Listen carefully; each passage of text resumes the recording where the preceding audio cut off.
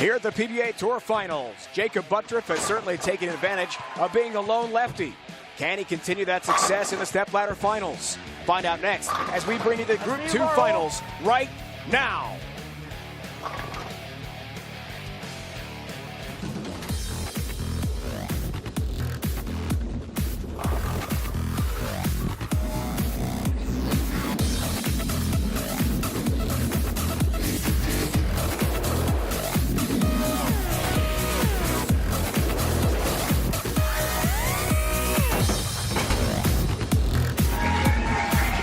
It's the gaming and entertainment capital of the world, fabulous Las Vegas, home of the 2019 Barbasol PBA Tour Finals here at Red Rock Lane. We've already determined the finals out of Group 1. Now it's time to do the same in Group number 2. After day 1 of 4 qualifying games, a lone lefty, young superstar Jacob Buttriff has a lead, so he wastes the top of the stepladder in what will be a race to a 2-point match. First reigning player of the year, Andrew Anderson, takes on Marshall Kent. The winner matches up with two-time major champ Anthony Simonson. The winner of Group 2 takes on E.J. Tackett in the championship match. At stake, a PBA Tour title and big prize money. Welcome back, bowling fans, to Vegas as the PBA Tour Finals continue on CBS Sports Network. Dave Ryan alongside Randy Peterson, my Hall of Fame broadcast partner, rejoined by fellow Hall of Famer Chris Barnes in a moment. E.J. Tackett, impressive, wins Group 1. He's off to the championship show. Now we have Group 2. 4 great bowlers, only one can emerge. Yeah, and only one stood out, and that was Jacob Buttriff. He led the other 3 players in his group by 136 pins. I mean, nobody was close to Jacob. And quite honestly, Dave, I think the other 7 players in the Tour Finals all had their eyes on this man. They were all wondering what kind of ball reaction Jacob Buttriff was going to have on this Mark Rothwell pattern, because they know that there's only one lefty, and if Jacob Buttriff has a good look, there's one thing we know for certain: that kid can strike. The Super Southpaw's got 3 titles this year, going for number 4, and joined live now lane level by Chris Barnes. Thank you, Dave. Here with yesterday's dominating performer. Is there anything different today that you saw in practice that you didn't see yesterday? Well, I saw the lanes were definitely a little bit similar with the TV lights. As the day goes on, you never know how the lanes are going to break down, but I'm just going to see what I need to see before I bowl my match and give it the best I got. And then anybody you want to play in the final? Honestly, like all 3 of these guys, when they find something, we all know that they can strike. So I'm just going to see what I need to see for myself and just go out and give it the best match I got. Thank you, Jacob. Back to the expert commentary in the booth. All right, Chris, when we come back, it's time to see who wins Group 2 and move one step closer to taking home the 2019 PBA Tour Finals. Our first Group 2 semifinal, Anderson Kent, next.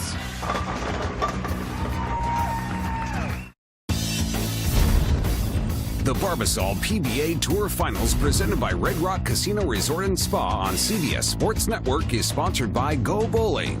Promotional offers, tips to improve your game, news, or to locate a bowling center near you. Log on to gobowling.com. It is time to bowl from Red Rock Lanes. Let's meet our bowlers of our event master of ceremonies, Mike Jakubowski. From Holly, Michigan, our number 4 seed in Group 2 is the holder of 2 PBA Tour titles, including the 2018 USBC Masters. He is the reigning PBA Player of the Year, making his first appearance in the PBA Tour Finals, Andrew Anderson. Hailing from Yakima, Washington, and now living in Las Vegas, our number 3 seed in Group 2 holds 4 career PBA titles. The 2014 PBA Rookie of the Year finished 5th in last year's PBA Tour Finals, Marshall Kent. He is the youngest player to win a PBA major when he did it at the 2016 USBC Masters at the age of 19. Hailing from Little Elm, Texas, our number 2 seed in Group 2 has 6 PBA Tour titles at the age of 22. Anthony Simonson. The top seed in Group 2 has 7 PBA titles, including 3 this year. He tied a PBA record by being the number 1 seed in 3 consecutive tournaments. From Tempe, Arizona, Jacob Buttriff.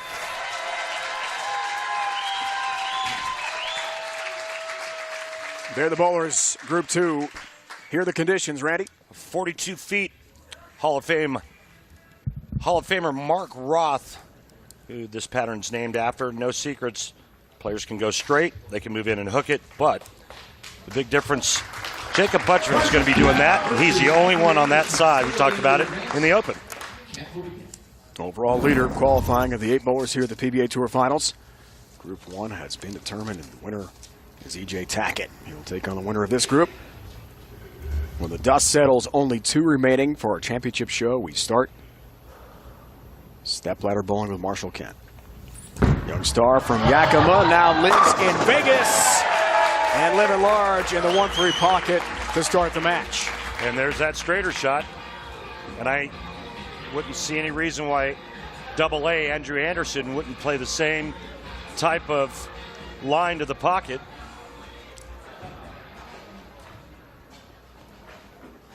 Holly, Michigan, not far from Flint. 6th seed in this event. Reigning player of the year starts his day high. And, well, in the end, just a 10-pin. Ringing 10. Nice. Okay, not. Yeah, this very fortunate here because 3, 6, 9, 10, not so good. Just the 10-pin, way better. Qualifying was tough for Andrew. There's the 10-pin. Average 203.25, 813 for 4 games. And includes a 170 game. So begin qualifying for him. Missed the 10-pin. Actually, sorry, he missed 2 10-pins in qualifying. But he told us it's a new day now. Ready to make adjustments and make a run. That's off the mark, though. 1, 2, 10. 2, 4, 10, excuse me. Standing here for Andrew. Well, not the start Andrew was looking for, I can promise you that. High on the right lane and then 2, 4, 10 light on the left lane.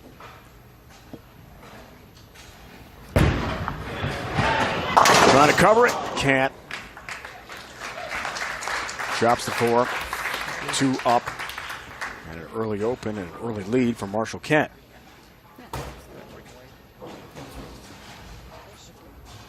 His 4 games in qualifying, nothing real impressive there. But I don't think it really speaks about how well he actually bowled. His pin carry wasn't very good. Works with Coach Mike Jazz now. Every chance he gets. Looks to continue the good start and will. That's a feel-good moment for Marshall Kent. Like Andrew Anderson, some struggles in qualifying. Averaging just over 205 in the 4 games.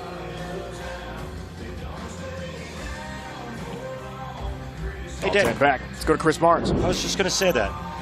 Gentlemen, from what I see, I mean, Marshall spent a lot of time practicing to the right and more direct than he did yesterday, but still a different general approach to what he had. While Andrew seems to be doing pretty much the same thing that he did yesterday, which didn't work, and I'm surprised that he hasn't looked a little further right or tried to do something else that's significantly different than the yesterday's strategy. So big advantage, Marshall Kent, obviously through score already. Hey, Chris, the shot that Andrew threw on the left lane looked like it was farther right than where he played yesterday, and it went light. Yeah, I don't think he actually meant to throw it that far right, which is the deal. I think Andrew, of all the players, is able to play the straightest, straighter than Bill, and I expected him to go take a chance and go out there and see if he could run the ladder playing away from the rest of the crew. Anderson in recovery mode. He looked down at his footwork there near the foul line. But he does strike for the first time coming off of the open in his 3rd frame. I'll tell you what, it doesn't matter where you're going to play. You better figure out a way, once you get in that title match, to shoot 240 or 50 against Jacob Butcher. Fact. Arsenal for Andrew. Coming off a severe ligament tear in his finger. That happened at the Worlds in Hong Kong, right as he was being named 2018 Player of the Year. It's an amazing story. Chaos Black. Yeah. So Chris Barnes, right zone, wrong ball. Come on, man. Those are so. Can't hear him. I think that's probably spot on. I think, like we're seeing from the first round of matches, that there's more push down lane on that left lane. It hooks earlier, but it's tighter down lane. You have to get it in front of you without it hooking early.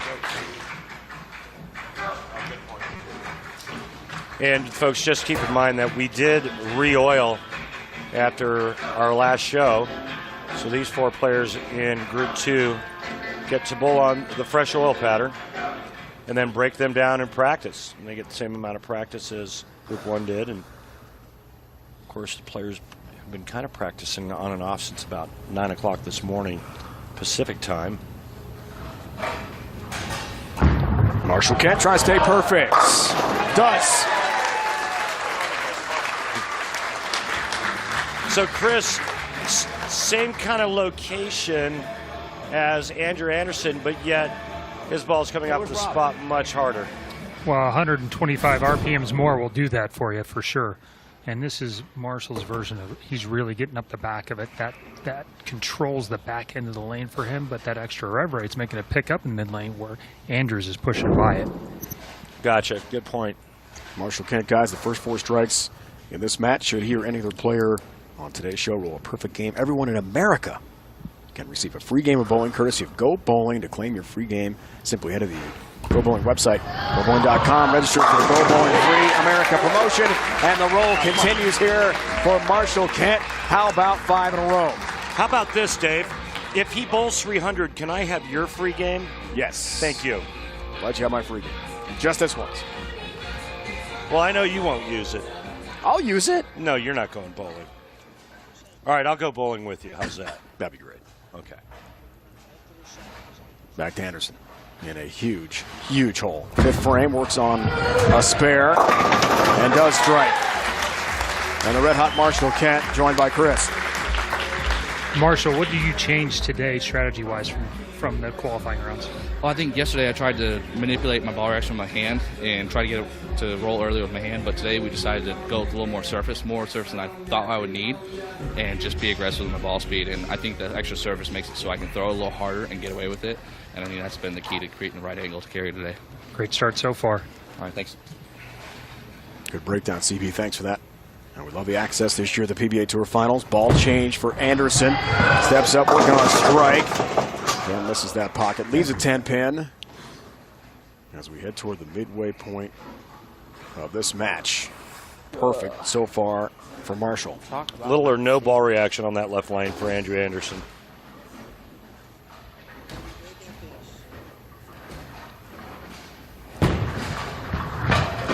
There's a 10-pin. 6 up, 6 down. Marshall Kent trying for a perfect game. Got 5 strikes. Looks for the front 6 when we return to Vegas. Look at the lead for Marshall Kent. Front 5, 55-pin advantage on Andrew Anderson in our first match of Group 2 semifinals. Back to Chris. These shows get by so fast. Andrew, what do you have to do here to put a little bit of pressure on Marshall? Throw the rest of them. It's the simplest answer. Marshall has very good ball reaction. I don't. So I better throw a double here real quick and see if anything can change. How are you going to do that? I thought my ball change there was pretty good. I didn't see that the left lane was tighter, or that much tighter. I thought they were both pretty good shots. So I'm just going to make a move on the left lane and hopefully throw a good one on the right lane. All right, good luck. Chris, thanks. Great insight. Looking for the front 6. Marshall Kent. Whoa! I had no idea we were on. Wow, 4 through the middle.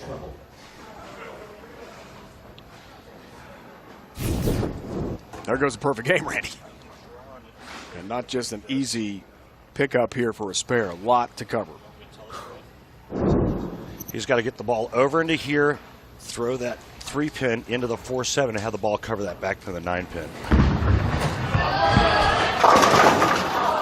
Can't kick it across deck for the 4-7. Didn't cut it enough. Open frame, Randy, after the front 5. That's a game changer. Yeah, but it's not just an open frame. It's 4 and then 4. So it's an open frame and you lose count, so it's like 2 open frames in 1. Arsenal for Marshall. IQ Tour.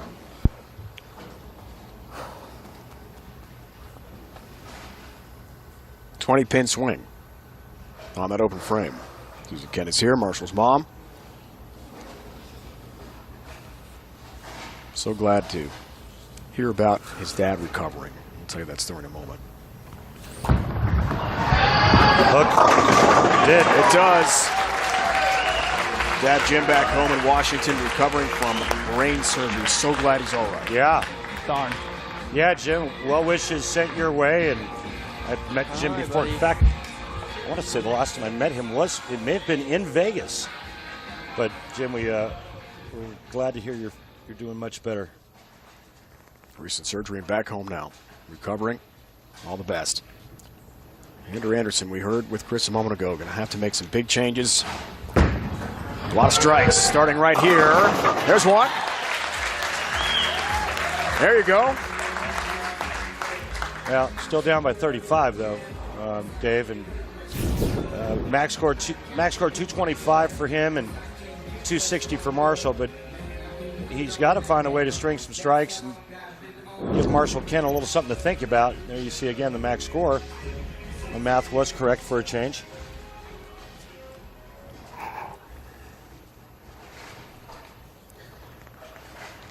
Andrew told us pre-PBA Tour Finals that his mental focus is just where it wanted to be coming off the finger injury. Little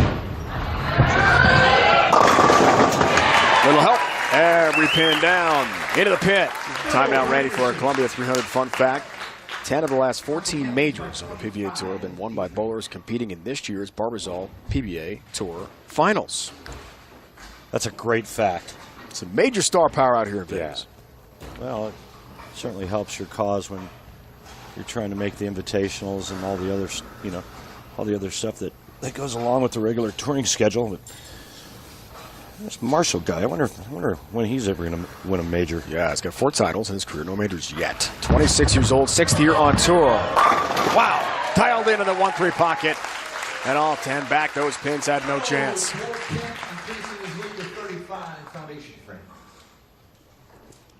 Going to Barnes. Hey, Chris, what happened with the shot where Marshall went 4 through the middle?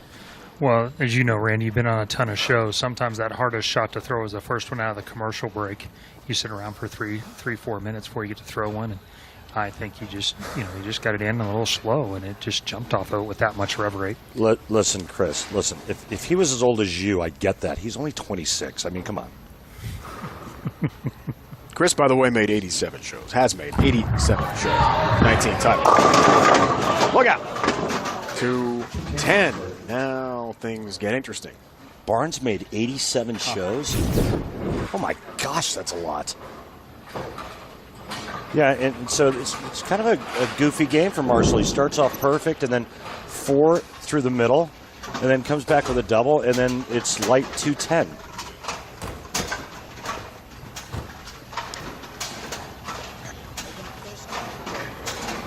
Looks like he's seeing some of that same down lane carry down that we saw in Group 1. Consistently, this left lane is hooking a little more in the front, as all the players say, but the tightness down lane is surprising them pretty quickly at early in the matches. Oh boy, he whiffed there, looking for the 210 conversion on the split. The count's important there. So that's a mistake there. He can be shut out now. If he gets 1, he would have been 196 and could not have been shut out. Andrew Anderson can strike out in the 9th and 10th frame, shoot 225. The best Kent can shoot now is 224. Huge mistake. Wow. Not getting at least 1 pin. At least 1, exactly. All right, now foundation time here for the reigning player of the year. Gotta get back to greatness. Yes! With shots like that. Come on. That might just happen. 9-pin deficit now. It was once 55 pins in this match. Think about what that does to a player's psyche. And Barnes, I hope you're listening in. So here's Andrew Anderson, basically feels like he's been left for dead. Marshall gets up. Now, if Marshall gets one, then Andrew Anderson has to say to himself, okay, there's no way I can shut him out, but if I strike out, I force him to strike out, right? Okay, but now he's thinking, if I strike out, I win. Chris, that mindset has to change, no? Anderson off the mark, 210. This time from double A. No. It does change the pressure overall, Rainey. I think you're spot on. And in some cases, though, it turns into a pressure thing where you have an opportunity to win versus an underdog situation where you're free to just kind of throw some shots and tell yourself, oh, well, it probably doesn't matter. But just in case. Same result. As he misses the 2, trying to get cross-tech to the 10-pin. And that's it.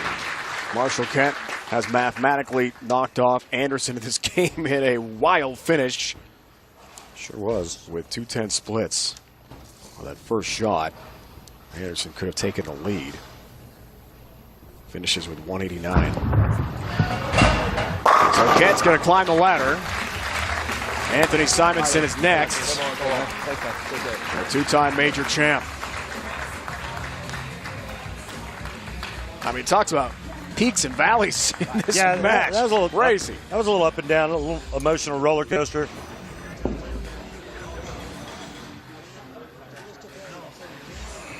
Marshall's going to pick out a new ball and finish up. But he's already knocked off Andrew Anderson. Climbing the ladder. Simonson is next. Wild game. Marshall Kent had the front 5, had a 55-pin lead. Then the 210 open. Anderson had a chance to actually win that first match, but in the end, Kent hangs on. He'll take on Simonson next in our Group 2 semifinal stepladder bracket. Andrew Anderson joined by Chris Barnes. Andrew, you nearly pulled off the biggest comeback in the history of this building. And you told me what you were going to do, and you almost pulled it off. But what I really want to ask you about, last year you were the underdog and pulled off this miracle for the year run. Tell us about the difference in both expectations internally and externally between that and this year where you are the reigning player of the year. Yeah, I would say that you don't actually tell yourself you feel it, but you definitely feel the expectations on yourself. And this year has been an up and down battle. I mean, I kind of still feel like the underdog a lot of the time, and I think I have to have that mindset to be aggressive and go into tournaments knowing that I can win them. But it's definitely hats off to Balmo and all those guys. I mean, what Balmo does, he's just Achilles heel. It's just an Achilles heel that you have, knowing that you're expected all these things, and what you can do with those is amazing, and it can be good or bad, and sometimes it's good, sometimes it's bad. Good luck the rest of the season, Andrew. Thank you. Back to you guys. All right, Chris, thanks. And we appreciate Andrew's time coming off the loss to Marshall Kent. And 2 young stars of the game, Simonson Kent, head-to-head. As we climb the stepladder toward Jacob Buttriff, the top seed lone lefty. Here's Simonson, known as Simo, only 22 years old, already 6 years as a pro, 6 titles, 2 majors from outside. Dallas has got to strike the two-hander. Real good bowler. Knows how to trick it up, knows how to play the lanes, knows his equipment. This is going to be a much tougher match for Marshall Kent, in my humble opinion.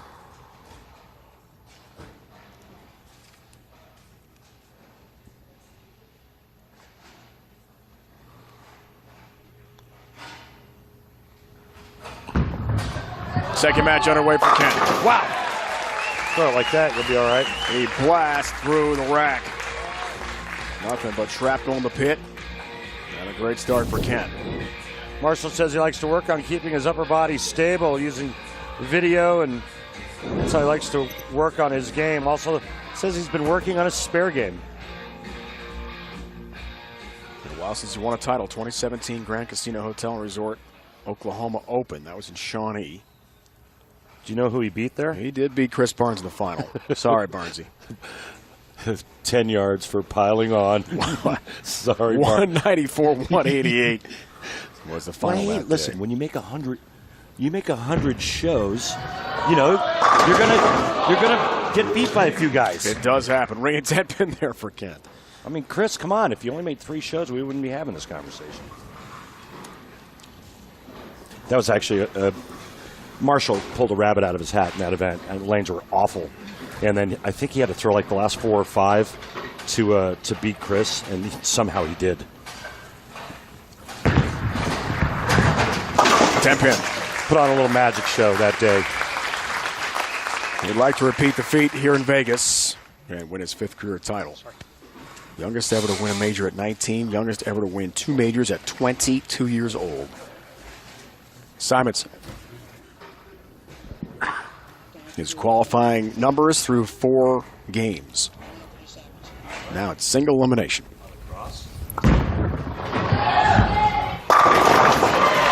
Looking good. Time now ready for track technique. Let's break his game down. Well, he's two-handed, doesn't use his thumb, but he's very unique. And look at how low his head gets to the ground.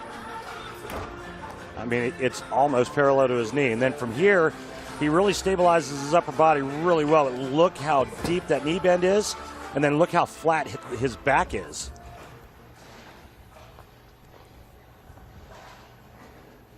He's an amazing young man.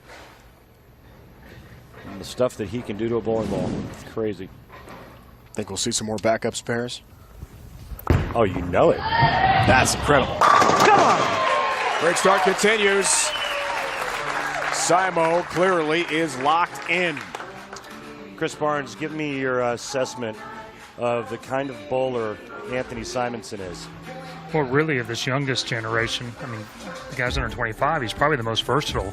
Even though he's two-handed, he doesn't have a super high rev rate. But his ability to play up the lane, play, adjust his speeds, play different angles, and even backup. He's won a title now throwing a backup ball. It is crazy how many different things he does at this age. Chris, a quick sidebar. Johnny Petraglia told me 2 years ago that one of the two-handers will learn how to throw a really good backup ball, and it'll change the game. He's certainly on track to be the first. Good prediction. All right, Marshall Kent goes back over to the left lane, or as I like to call it, Ring 10ville. He struck 2 out of 3. 3 straight for Simonson to begin this match number 2. Former Rookie of the Year. He told us this week his physical game, mental game, is at its peak right now. Had a little time off. And has worked, as Randy talked about, a lot of video. Technique, a lot of coaching. Coach Mike Jasnow always working with Marshall and keeping that upper body stable. You don't want a lot of tipping and tilting, and all that does is change the fulcrum of the swing. For frame, all 10 in the pit. Marshall is pumped. Let's take a look at his upper body here and see what kind of movement we see. So it leans forward as he gets started. Again, that classic position. And that's where you need it to be stable. I like that. The shoulders actually move a little bit forward at the point of release. You don't want them pulling back. That would be bad. That's what I used to do.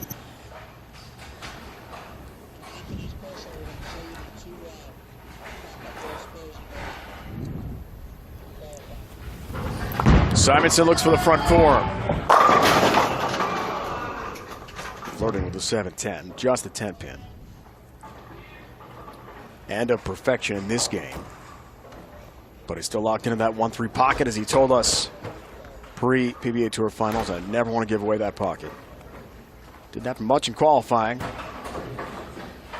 Number 3 overall seed in this event. These are win probability numbers. 58% for Simonson. He's got the 10 pin. As we talked about, Randy, the two-handed backup ball on the spare. In qualifying, did it twice. Yeah, well, he got a little lucky here, even though that is pretty impressive, I will say. But he made this 310 like he was shooting a 5-pin. Yeah, no big deal. Just incredible young man. That's all. Here's his arsenal. Idle Pro.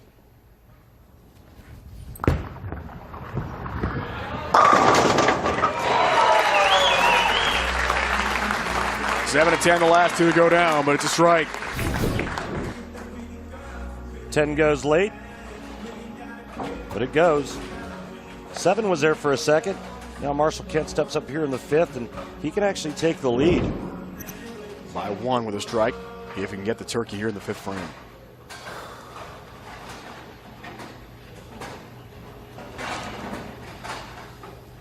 Perfect so far on the right lane, 2 for 2.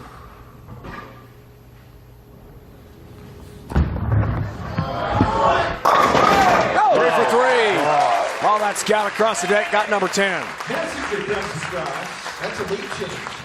It is our Barbasol close shave of the day. Well, if you like massive flying messengers, swipe right. That's what that was. Wow, was that filthy. I used to throw messengers like that. Said me never. Win probability numbers at nearly 58% now for Kent. Takes the lead. Heading toward the midway point of match number 2. Marshall Kent. Steve right. I'll tell you what, he busted a move on that one at the bottom of the swing. He got all of that and then some. Marshall Kent working on a 4-bagger. He's got an 11-pin lead, and he's doing nothing but making pins do a dance in the pit. Here is our Ebonite flashback. The lanes at Red Rock have been home to the PBA's most prestigious tournament, the Tournament of Champions, and has seen the highs and lows. Often in the same event in 2011, Mika Kubanemi knocked off Tom Doherty 299 to 100 in the semifinal match, just missing a perfect game by 1. Went on to capture the title and largest prize in PBA history, $250,000 with a 269-207 win over Tom Small. A day for Major Mika. Great history in this building. Simonson down 11 to Marshall. Kent is joined now by Chris. Marshall, last match you had somebody playing to the right of you. This time you have somebody to the left of you. Does that change your strategy at all? You know, not really. I looked at how far left he was playing him, and when someone's left of you, you have to look at whether they're 2 boards left of you or like 15 boards left of you. And Simon's obviously a zone left of me, so I still have 14 boards of fresh oil in the fronts to deal with, so I'm not too concerned about it, and just hope to keep making good shots and keep striking when it gets there. A great look into the mind. Back to you guys. Right, thanks. That's a great question. We love the access. Chris, awesome job.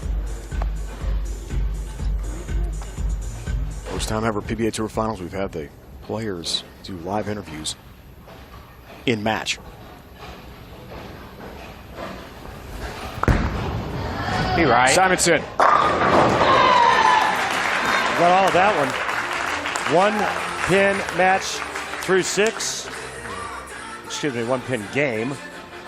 Youngster from Little Elm, Texas, in the Dallas Metroplex. Since 2018, 9 top 5 finishes. The 8 bowlers in the PBA Tour Finals over the last 2 years. It's their point total that got them into this invitational event. Nicknamed Simo.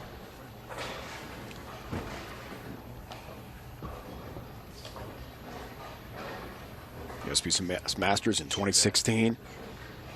Players Championship in Columbus this year. 2 majors already for Simonson.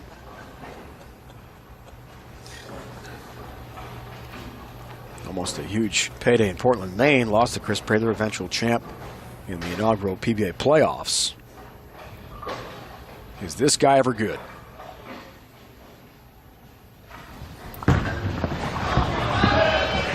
Yeah! And retakes the lead.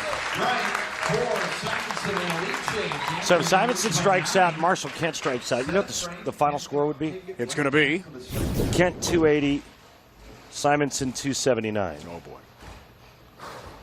We love those great finishes.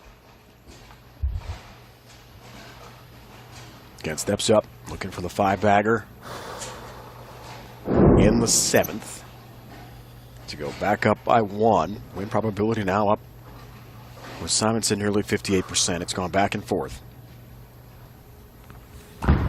Can Marshall answer? Bringing 10 pin. That was really good, too. Really good. out of the commercial break, and Marshall aces that shot.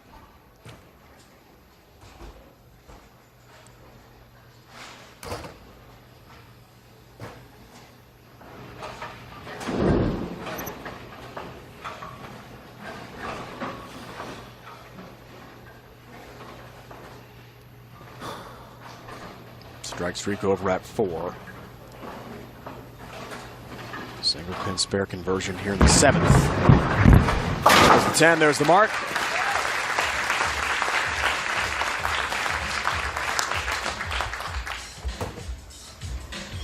Stat pack in our 10-pin match. Simonson, lone non-strike with 4th frame, 9 spare. That's been it. Otherwise, 6 strikes for Simo. Crunch time now.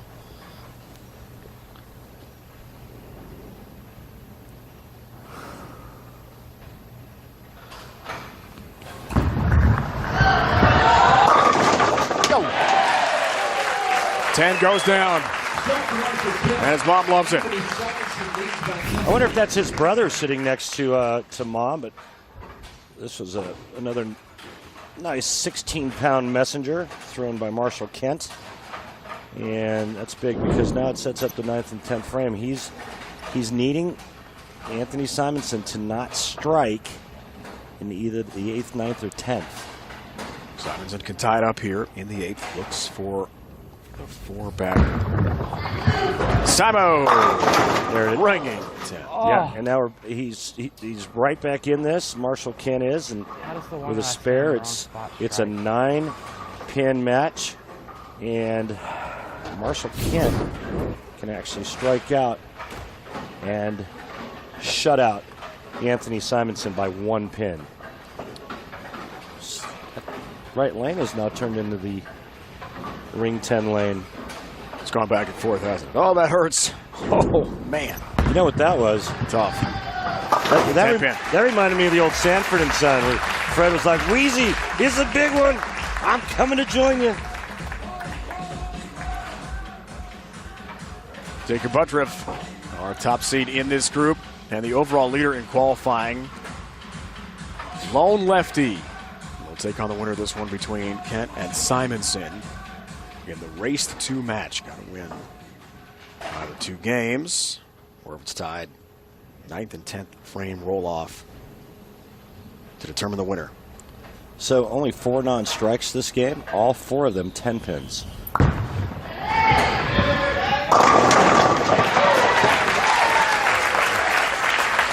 Response for Simonson.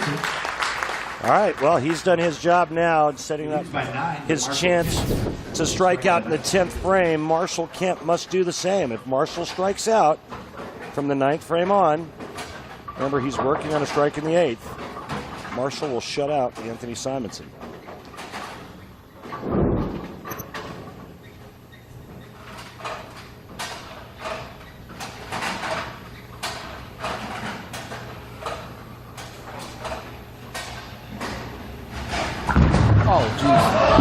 Whoa! Yeah, trip bad. Marshall, what are you doing? Way wide right, light hit. And the washout with a 1-6-10. Looked like he got really fast. Ball got to the bottom of the swing early, and then he just missed it. Didn't catch it at the bottom. Had nothing on it.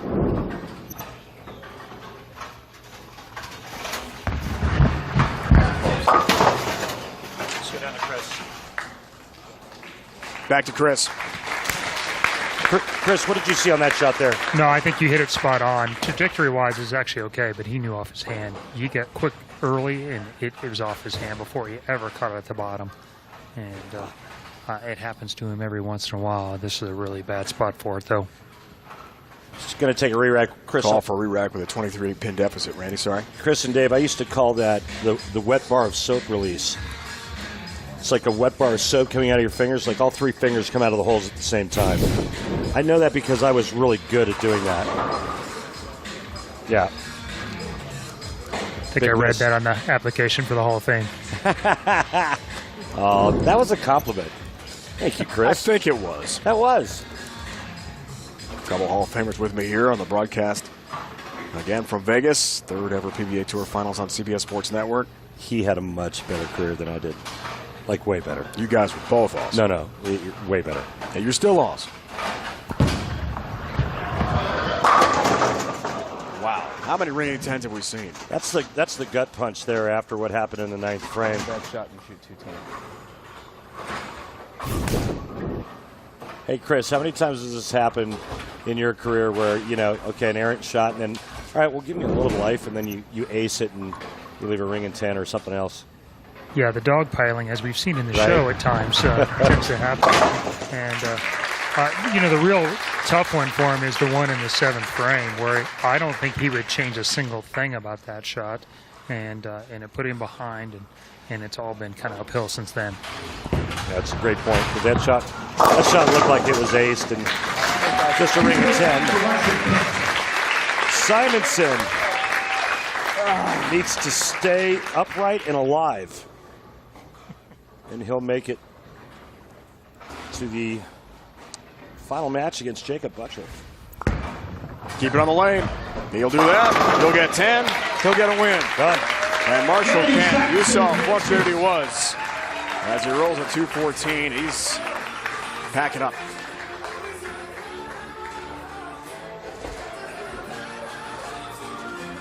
Come back to the handshake.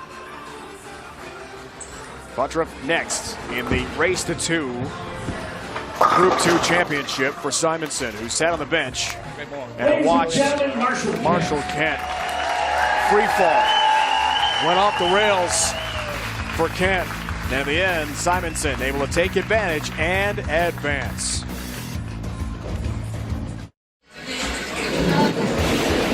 Two-hander Anthony Simonson is through to the Group 2 championship match, the race to 2. Take on Jacob Buttriff, the lefty, and the top seed coming up. Time again for Go Bowling with Randy off the Go Bowling Facebook page. Here's the question from Boris Bent. When throwing a shot, should I feel more pressure on my ring finger or middle finger, or should they be equal, Randy? And your answer is? That's a great question, Boris. So when I'm using my regular release, I want equal pressure on both fingers. But here's how you could trick up your ball roll. The middle finger is for more roll. The ring finger is for more turn. So if I want to get around the ball more, I dig my ring finger in, and I barely lay my middle finger on top of that hole. Vice versa, if I want to try to roll it, I'll dig in my middle finger and barely put my ring finger in. So just changing the pressure in your two fingers will change your ball roll. I love it. Good advice. Hope that helps Boris. Go Bowling with Randy and the Go Bowling Facebook page. And we're ready for the Group 2 Race to 2 championship match between two young superstars on the PBA Tour. Simonson, Buttriff. Coming up next, head to head. We can't wait. Ready for match 3, race to 2. Determining the winner of this Group 2 in our Stepladder semifinals. Buttriff and Simonson, the race to 2 match is on the way. Buttriff, the top seed. The lone lefty. Head to PBA.com to check out all the latest officially licensed PBA apparel and merchandise. Items include PBA League, Signature Series, and 3/4 sleeve t-shirts, PBA Retro line, and a host of other unique designs. So get shopping today by heading to the PBA.com website, clicking on the Shop PBA link on the main menu. Some great items available. Great match coming up here. Buttriff, Simonson. Hey, did you mention that it's a race to 2? A couple times. Okay, well, that's good. See, our viewers need to be informed. Thank you for that, Dave. Simonson. 10 in the pit. Starting left. A lot of hook. Chris Barnes, I put this to you. Can Anthony Simonson outstrike this young man right here? It's really in Jacob's hands. If he does what he's been doing, I don't think there's anybody who can outstrike him. A short format, though, I mean, anything can happen, but Anthony's probably going to have to shoot, I would say, 259, 258 or better one of these two games to get into a roll-off. There's CB's prediction. He's a pretty smart guy. He would know. He's been spot on all weekend. I mean, great take would again. know. Strong take, Chris. 8-pin. Got it. Good start for the youngster. Now in Arizona, living originally from Vegas. You didn't have to say 8-pin. You could have said single pin. Single pin. Just throwing it out there. Sure. Numbers for Buttriff, overall leader, Randy, in qualifying through 4. Yeah, averaged almost 250 for 4 games. That'll do it. Yeah. And I mean, completely ran away from the rest of his group.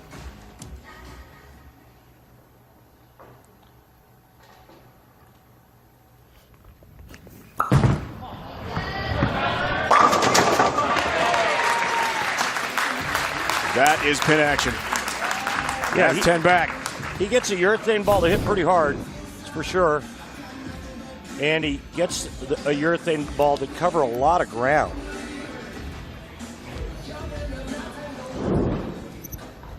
Ball change for Simonson.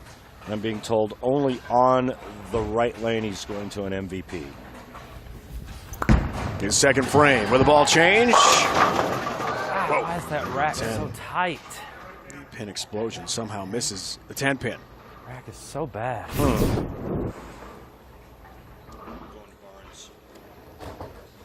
Chris Barnes, you make a ball change, you execute, you love everything about it until the end result. What goes through your mind? Well, at that point, you have to decide whether you want to go back to what you were doing the last match or move off of that somehow. I'm not a big believer in staying in the same spot, throwing the same shot, and hoping for a different result. My guess is he likes the way this ball reads the middle more. It lets him move a little further left without fear of missing the lane to the right. I think he'll just move a little bit further left and throw it slower because that's his go-to move. Interesting. I guess I'm going to stay with the ball he started with on the left lane. Third frame. Oh. Got a ball.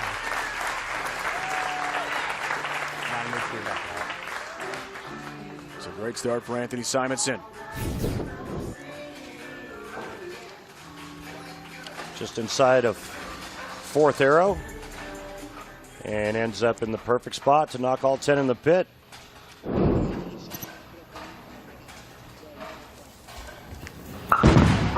Response time for Buttriff. 6-pin. Well, he leaves that single pin in the first frame and then the 6-pin here. So just a little heavy, those shots on the right lane.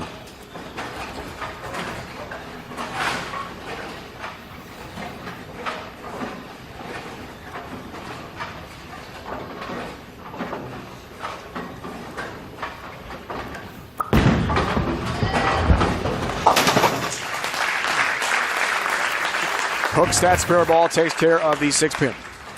Simonson's in here, curving it pretty good, and Jacob Buttriff is kind of doing that slow wheel.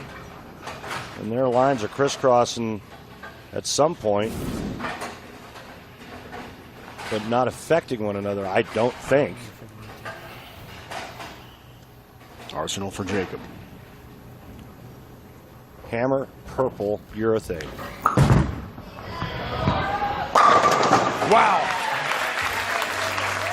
Dead flush on the money. I mean, I don't know if it ever gets boring for Jacob when he looks at his bag of Arsenal and goes, all right, which purple ball should I throw? But my goodness, he sure makes him look good. Chris and Jacob will discuss. Jacob, you're throwing Old Faithful, right? The purple hammer. What's going on in this right lane? So they're definitely a lot more, as you would say, softer than they were the last yesterday. Already having to play them a little bit different. So I'm just going to go out there and make the move I need to kind of keep up my ball speed and just see what the result is. By softer, you mean more hook on the left? Yeah, there's a lot more earlier friction than what I saw yesterday. All right, good luck. Thanks, guys. Great to talk to Jacob. Thanks, CB.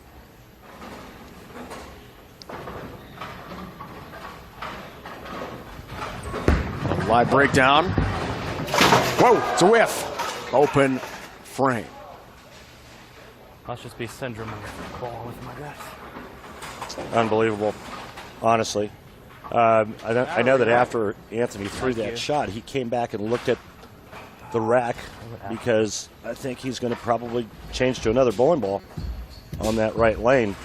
That last shot, that ball went too far down the lane before it came around the corner, and I think he's off. He's running off to grabbing another ball. Nope. Took a re-rack. Yep. Did take a re-rack. All right. Blue ball in left lane, good. Right lane, not sure about yet. Instead of being down 1 pin, now he's down by 12. Trying to recover. Does so nicely. But still upset about the single pin spare conversion miss. Buttripp up 12. Chance to increase that to a 22-pin lead here in the 5th as he works on a strike.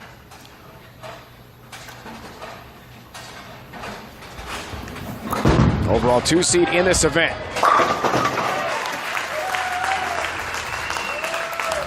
Mom is here along with his stepdad. Great support for Jacob. As we mentioned, he's born and raised in Vegas. He moved to Arizona about 6 years ago, so he considers himself a native of Las Vegas. Back home, here trying to win the PBA Tour Finals for the first time in his career. He grew up 15 minutes from here. That was the Red Rock Lanes well. Win probability up to 82+% for the lefty. 6th. Up 32 pins, midway point for Jacob Buttripp, the hometown hero, against young Anthony Simonson. We knew it'd be tough for anyone to catch this lefty after leading qualifying. He's looking good in this match so far. Jacob Buttripp, the southpaw, up by 32 pins here in the race to 2, match number 3, Group 2 semifinals. DJ Tackett won Group 1 and awaits the winner of this in the championship match to see who wins the PBA Tour Finals crown in 2019. Simonson, some work to do. 4-pin. Well, he went back to the ball he started with on that right lane, and this time it's overhooks and goes a little bit high. And remember, he did miss this the 4th frame. Last time he was up on this lane, but Chris came over during the commercial break and made a great point. He said that, you know, Anthony's a really good spare shooter, and I agree with that. He said, but he was actually changing balls in his mind while he was shooting the 4-pin. So basically just a lack of concentration, didn't focus enough. And that's all it takes is a little hiccup like that, and next thing you know, you're missing an easy single-pin spare. 4th last year, Allen Park, Michigan, outside Detroit. Won by Jason Belmonte, but Belmont will not be champ this year.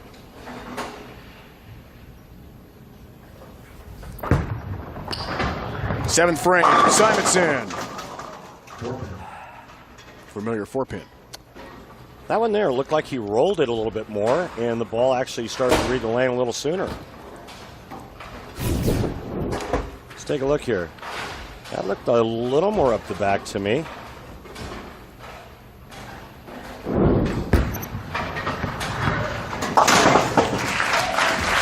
I don't know. Chris has got a better vantage point. Chris, what did you see? Well, either way, I think what's happened now, I mean, one more strike from Jacob in this frame, and this is turning, he's going to get a 3-frame practice session before the second game. So, yeah, he's trying to figure out how to get the ball to face up like he wants to and get it through the pocket both. And I'm not sure Jacob's going to get any more chances. 249 might be a low possible score for Jacob this game. As Chris correctly predicted, another strike for Buttripp and a huge lead here in game 1. It just seems to me that when Jacob gets it going, it's like every shot ends up in the same spot. Like, watch where this one ends up. Like, they all look like they end up right there, like perfectly in the 1-2 pocket. It's not like one's tripping a 6, one's going light, one's a rip rap messenger. They all seem like they end up in the same place. Wow! I mean, do you catch what? Are you picking up what I'm laying down, Dave?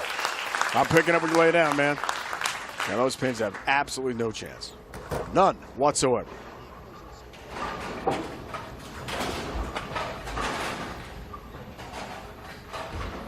Well, I've got a question right after this shot for Anthony, for Chris. Oh, it's coming right now. 4 through the middle. Chris, at some point, does Anthony Simonson look at throwing a backup ball? And if he's going to do it, it's going to be in the next 2 frames, I think. We might see one in the 10th frame just to give a look at it. Spinning and leaving the 4-7. A different way to make that one. And look at that lead, guys, for Buttriff on the bench, up to 71 pins. Yeah, game 1's history. Yeah, he's running all the options through his head right now and trying to decide what he thinks is going to give him the best chance to shoot a big game in game 2. Did you see him throw any backup balls in practice? No. Okay. Wonder why. I wonder why you wouldn't look at that and just have another option. I'm not sure there's actually enough hook out there. Really? Oh, he's doing it right here. Nope, he's not. Wow. Well, y'all wish me luck for next He game. shouldn't look at it. Remember, hey, You're going to see it right now. two out of his last 3 games bowled have been in the 160s. His last game in qualifying, 164. He's in jeopardy of not shooting that this game.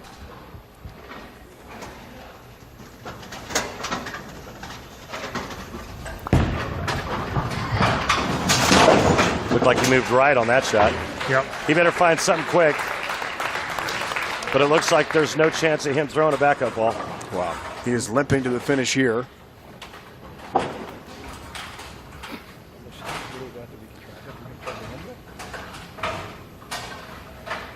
And essentially this one's over. 83 pin lead. I mean, goodness. 93 pins. And he will advance to win this one in the race to 2. It would be like the same deficit as if I bowled you. Randy, you could beat me left-handed. Easily. It would not be. No, we'd actually. I am left-handed. I mean, you bowling left-handed. Yeah, It's right. me bowling Right. left-handed. We'd actually have a good match lefty to lefty. You think? Yeah, I think we would. I think we'd be close. I doubt it. No, I think we would be close. Oh, my Lord. Wow. Just crushing that 249. 1-2 pocket. Yeah, you said it. 249 if he spare strikes.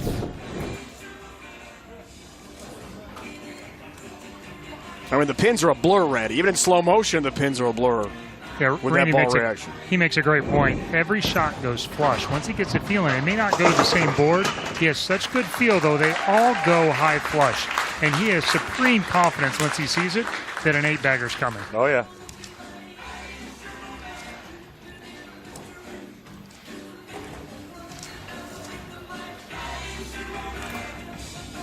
Pretty soft-spoken young man, though, really. He's a really nice kid. Great kid. So He really it's not is. the attitude on or off the lanes. It is just the knowledge of how good he is. It's supreme confidence. We saw him pre-match, and he said he felt as relaxed as yesterday during all the qualifying when we led all 8 of these great bowlers. 8 of the best bowlers in the world are here to begin the PBA Tour Finals. Simonson looking for answers for the next game in the race to 2. Match 3, trying to determine the winner of Group 2. More on the way from Vegas. Strike streak of 6 straight for that guy, Jacob Buttriff, and no problem in game 1 over Anthony Simonson, 249 to 157. Simonson, Barnes, lane level, guys. Anthony, a little bit of shades of qualifying at the end where it looks like the lane kind of goes away, breaks down the front, you were saying, but it gets a little tight down lane. What do you have to do now in this game, too, to give yourself a chance? Make a couple good guesses and, see where they take me. Jacob's probably going to bowl another good game. He's, his 5 other games been pretty good. I'm going to move my feet to the right a little bit, move my eyes in, probably pick the ball speed up and see if I can just kind of control the 1-3 and hopefully get a couple extra hits. Stronger ball, cleaner ball, what are you looking at? A little bit cleaner, a little bit of control. IQ Emerald's probably going to be the option. All right, good luck. There you go. All right, guys, thanks. Randy, your thoughts on his adjustments coming up? Yeah, I mean, it's an educated guess, but he's got to guess quickly and get lined up quickly. And if he doesn't guess correctly, and his ball doesn't hit the pocket, he's got to avoid open frames. So, I mean, he's the one thing about Anthony Simonson is he's going to go with what he believes in, and he's going to commit to it.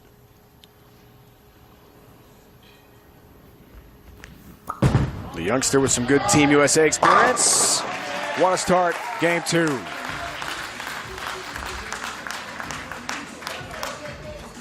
Lather, Smokes the rack. I mean, lather, wow. rinse, repeat. Wow. They all look the same. It's incredible.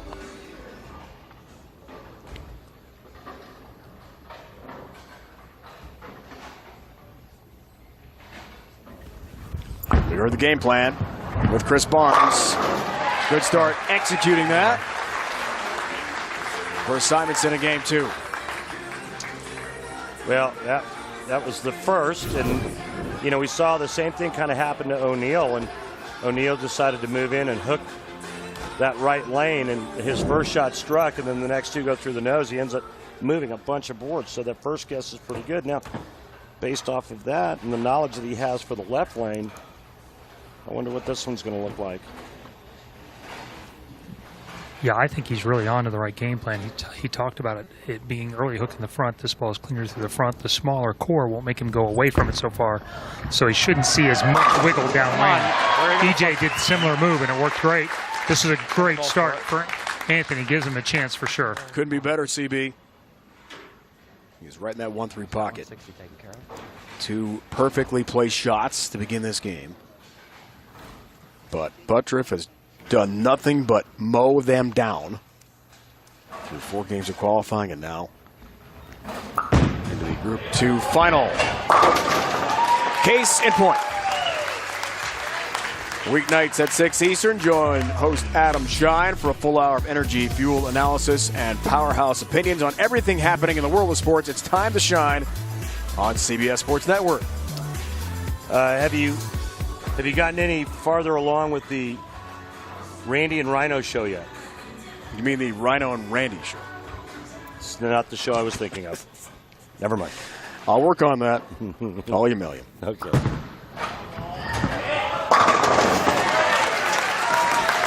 How's he doing this, Randy? How is he repeating shots?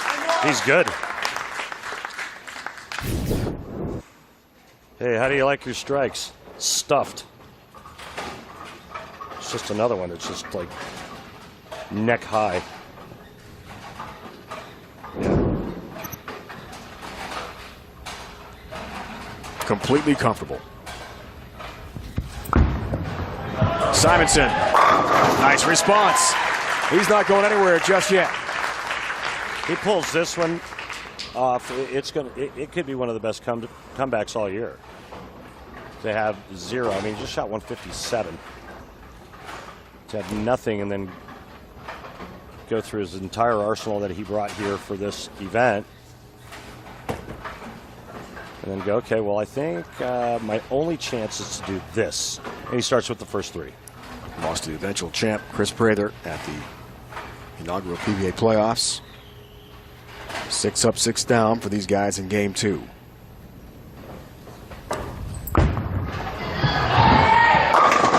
Yeah! 10 down late, but down it goes.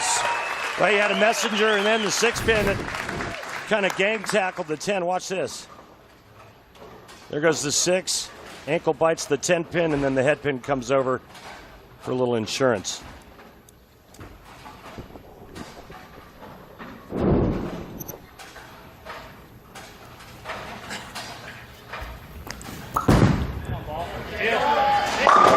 Wow. It's a clinic. Yeah, I just over and over again. I just looked over at Chris Barnes, and he's shaking his head, and then he looked at me. I mean, Chris, every shot's high flush. You guys are really impressed, huh? I mean, they're just all high flush. They just split the 8-9 over and over and over. They don't all go the same board, but he's got such good feel, and when he gets it going, they just do this.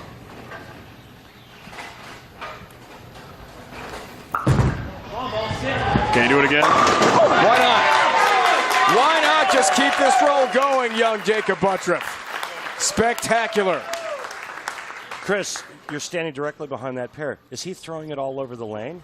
No, I mean, that one was in a little bit, but it was in and rolled. I mean, he just nets it out a little bit. That's there's been some guys that really used to do that very well. Leto, and some guys that kind of drift a little bit differently, and it nets out. He knows he got away with a little one there, and now the rest of them will get to the spot he wants to. Can we stay perfect? Yes. How about this start for each of these guys? 5 up, 5 down, each the front 5. And my point of that question to Chris about Buttriff is, if he's throwing it all over the lane, how is it that ball's ending up in the same spot every time? Okay, so my point is that, okay, so he missed by an inch in on the last shot, and it held pocket and went flush. But to me, it looks like he's repeating very, very well. Yeah, those aren't big misses there. I mean, the one thing Anthony's got going in his favor is he is a big-time action guy. He loves this moment. The moment doesn't get too big for him, and now he's in it and got a little bit of a look. This could be a great one coming down the stretch.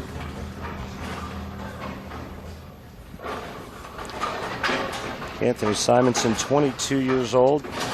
Jacob Buttriff, 25. Come on, man. Perfection. We still got some bowling. Come on. Halfway home for Simonson. Yeah, crack open a six-pack for Simo, because what a turn of events for him.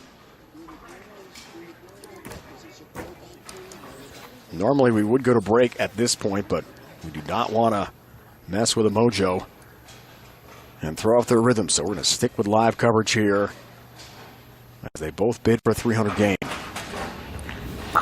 6 for Buttriff. Can he match it? Of course he can.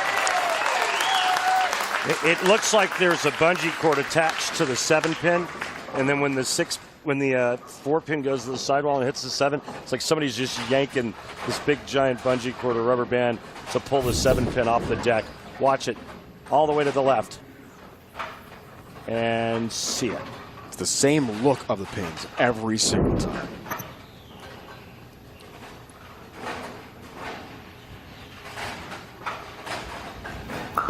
Looking for the front 7. No, 6-pin. Yeah, I don't think he liked that one, Chris. He's kind of grabbed it a little bit, maybe. I think he knew that one early. He knew he got all of that one. After the last one, he went, I mean, that's as close to missing the locket, which wasn't even close. It was snap the 7 out. Sure. He got all the next one. No spare ball, no problem. Hooks into the 6-pin. It has his mark, but Simonson is still perfect. Wow, what a match here in game 2. After Jacob just blasted Simonson in the first game. Not competitive. Looks from the front 7. He's already halfway home to a perfect game.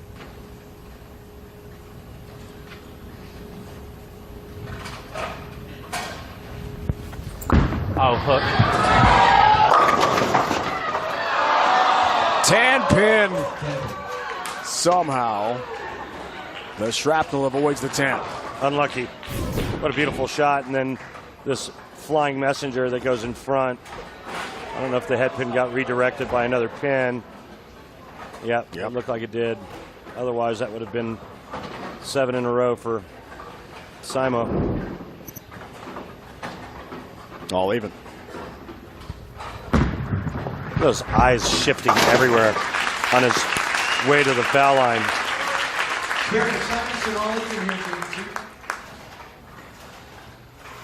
Again, a must win for Simonson. And then we would have a 9th and 10th frame roll off.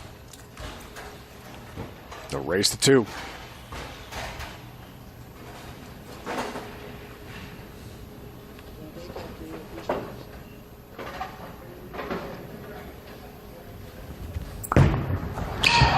Simo's 8th. Strikes again. No 300 game, but a tremendous match here from Vegas. And now we'll take our break from Red Rock Lanes, the PBA Tour Finals on CBS Sports Network. Great finish of this game coming up. Maybe a 9th, 10th frame roll-off as well, if needed, in the race to 2.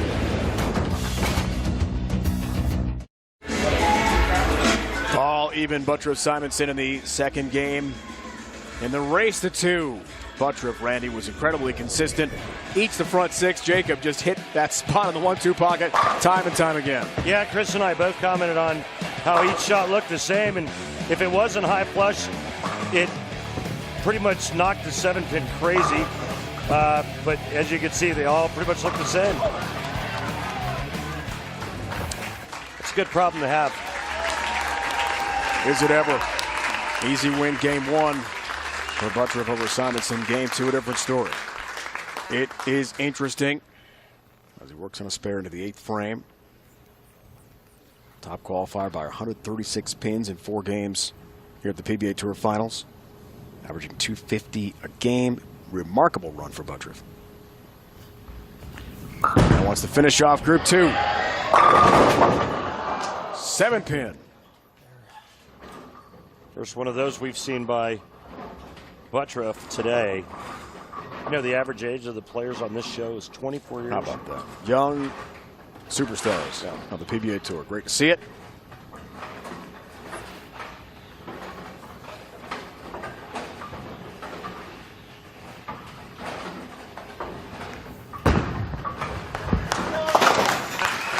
And those of you that don't know, Jacob Buttriff actually uses a conventional grip, which means that his fingers go into the finger holes to the second knuckle with no inserts. And I don't know if anybody else on the tour that they use a conventional grip. Chris, do you? No, I don't know of anybody in a long time since Easter. In the break, I talked with Sean Ryan, Jacob's ball rep. He said he's going to move. He didn't move after those high flush. Then he went to the 6-pin, and this is a move here. And now obviously it was just not quite enough. Another half to one more as he leaves the stone 8. This isn't the first one he's left today. It's crazy how much power he creates with the urethane ball. I know, it really is.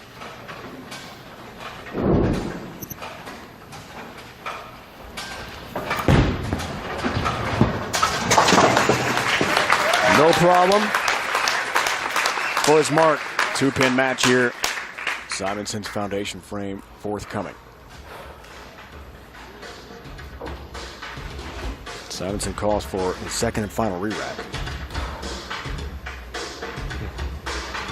Every once in a while on this right lane, the 3-pin gets just a little bit in. That might have been with the tinnitus that Randy referred to earlier happening. This one's better. Win probability now up for Simon, early 58%. Go by 12. Ringing 10-pin. It's been a theme. Jeez. Here in Vegas.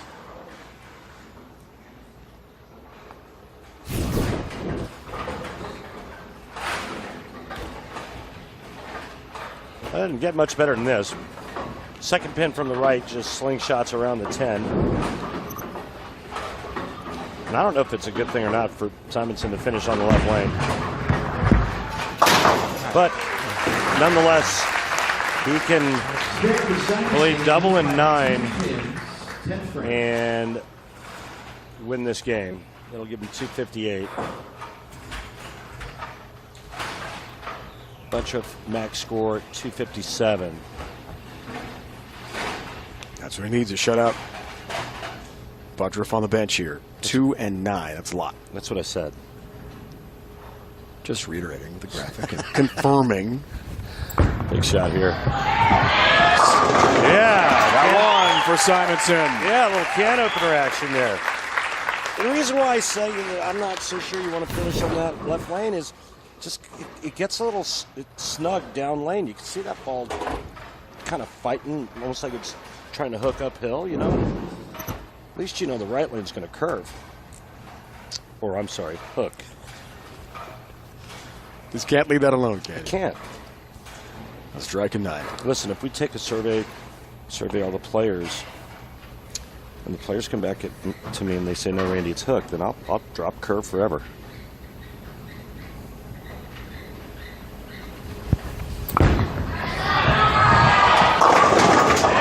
Boy, he aced that shot. Needed 2 and 9, has 2. And now 9 pins to wrap up this game. And in this race to 2, send us to the 9th, 10th frames. We'll roll off to determine the winner of Group 2. Chris, quickly, does Simonson make a move, or does he do exactly what he just did the last 2 shots? Exactly the same thing. 9 is plenty to win, so he doesn't need to get it flush. He just needs it to pocket.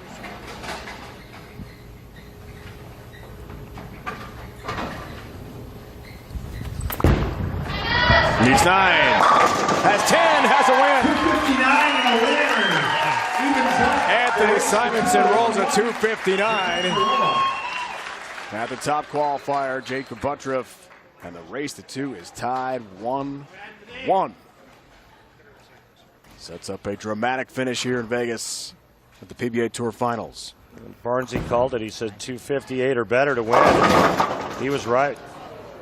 Well, he was right if Jacob would have struck out, which he probably would have if he had a chance to win. So he'll be in the 230s unless he makes the 7-9.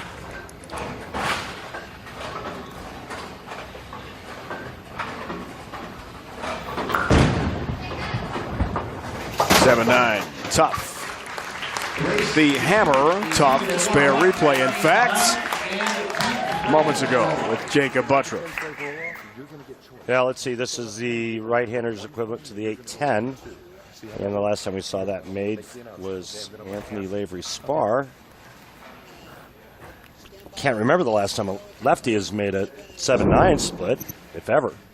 Time now for the 9th, 10th frame roll-offs. Let's go to our tournament director, Kirk Von Kruger. Ladies and gentlemen, by PBA rule, this match must be decided by a 9th and 10th frame roll-off. Jacob Buttriff's the higher seed. He'll have choice of starting lane. I'm going to have Anthony start. Anthony Simonson's going to start on the left lane. He's going to bowl 1 frame. Jacob will then bowl his 2 frames. Anthony will finish on the right lane with his final frame. Good luck, gentlemen. Chris Barnes wants to know if Anthony Simonson gets the Century Award from going 150 to 250. I want to know if Kurt Von Kruger got that coat he's wearing as a loaner from Hugh Hefner. Got a few chuckles from those who heard you here in the house. All comes down to this. Roll-offs underway, 2 frames. Oh no. 2-8-10 split for Simo. Gracious. Just came off that lane throwing 3 in a row, and then a miscue. Come on, man. And that had to be a poorly executed shot. Yeah, out of his hand poorly.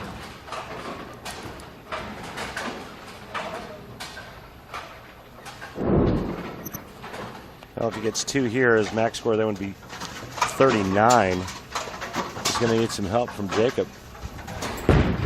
Oh, backup ball. I forgot about He that. tried the backup ball across the lane, almost got the 10. Wow. So close. Great try at it with a backup ball. I forgot about that tool he has in his bag. Incredible to watch that. Yeah.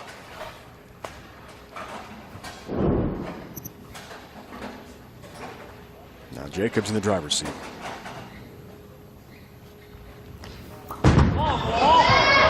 Night for him. 7-pin. Well, spare strike spare, he'll have 40, and he'll shut out Simonson. 9 spare strike, and we could have a tie and go to another roll-off.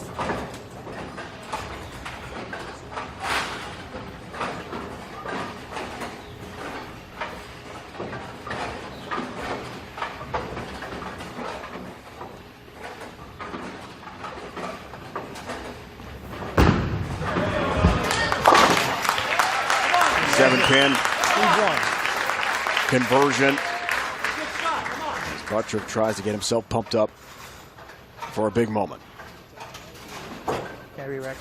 1 ball roll-off if they have a tie here in the 9th, 10th frame roll-off. And a race to 2. 1 game each. That's how we break the tie.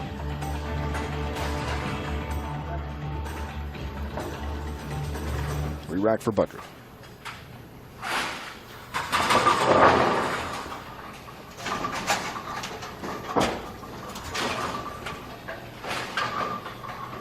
Time to think, time to focus. The lefty. 7-pin. We have a chance for a tie, my friend.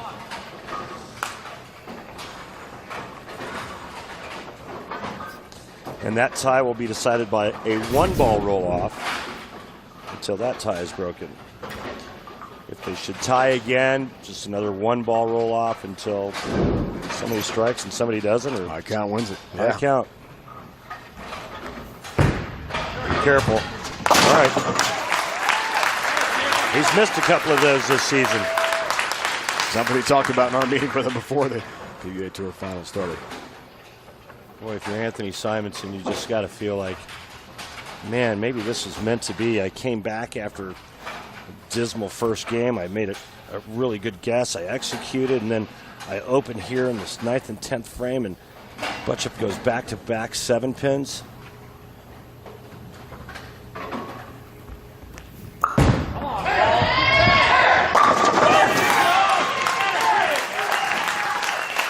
Strike for the hometown hero.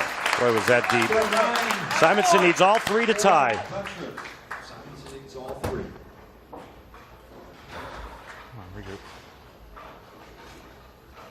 I'll tell you, I don't know about you, Barnesy, but sure was easier trying to pry it off in a situation like this when I was younger.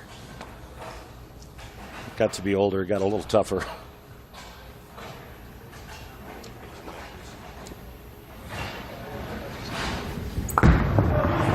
Gotta go. The first one, got it.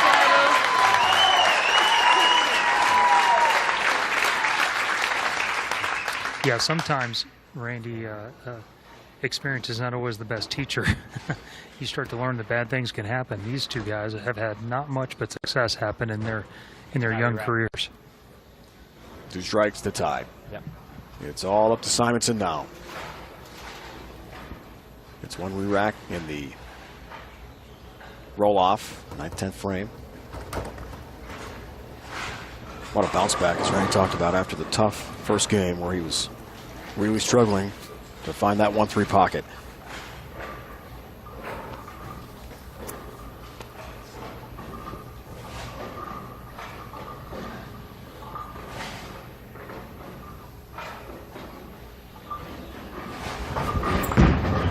Looking for a second. Gets a second. 1 more strike, and we'll have a 1-ball roll-off to determine the winner of Group 2. See who takes on E.J. Tackett in the championship show from here in Las Vegas. Exciting action.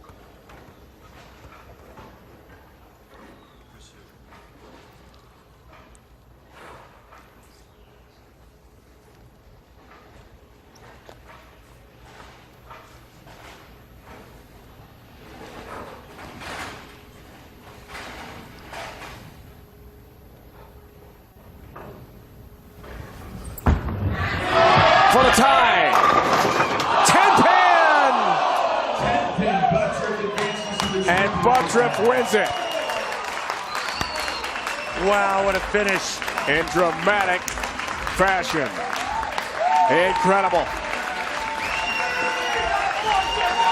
A hometown hero, Jacob Buttriff, wins the 9th, 10th frame roll-off in the race to 2 to take on E.J. Tackett in the championship match of the PBA Tour Finals. Rotation looked to be just a little bit different on this shot, and it got into the pocket a little soft.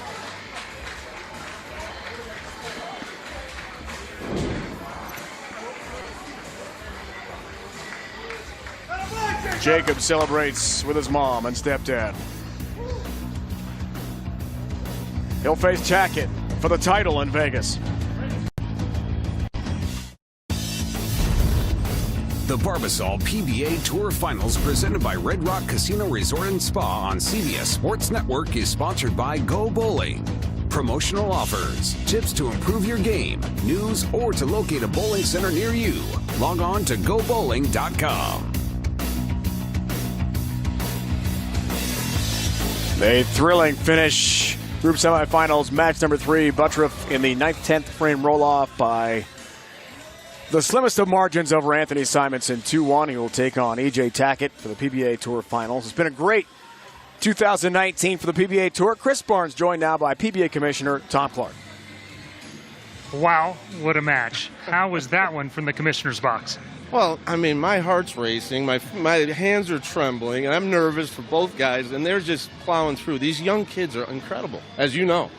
I mean, they face every situation with a focus, and they're so practiced. People like Jacob and Anthony bowl so much and so competitively every single day, and even though they're young, they have so many games under them, and they're just ready for everything. They can do everything. It's amazing. It's incredible. Maybe you can tell us a little bit about how this event came to be. Yeah, the PBA Tour Finals is a great. We thought we could create a great showcase event for the top players on the tour, and so we make it a really difficult qualification process to even win your way here. I mean, a 2-year rolling point system from all of our events, in order to present, the best in the world. And the 8 that were here this weekend, I mean, this has been a privilege to be able to sit here and watch them compete for 2 days straight. We want to create this event, and when you can put it in a place like Red Rock in Las Vegas, it's beautiful, and the fans have a great weekend, and I think we can really grow this thing. Well, now it's kind of a culmination of the winter tour. What's left for this season? There's a lot to go. I mean, we got the summer tour to come with at least 8 more events. We're going to China for the first time ever. Then, of course, the U.S. Open in the fall on CBS Sports Network. So there's still a long ways to go, and a guy like Jacob, if he wins this, he's got 4 titles now this year with this one.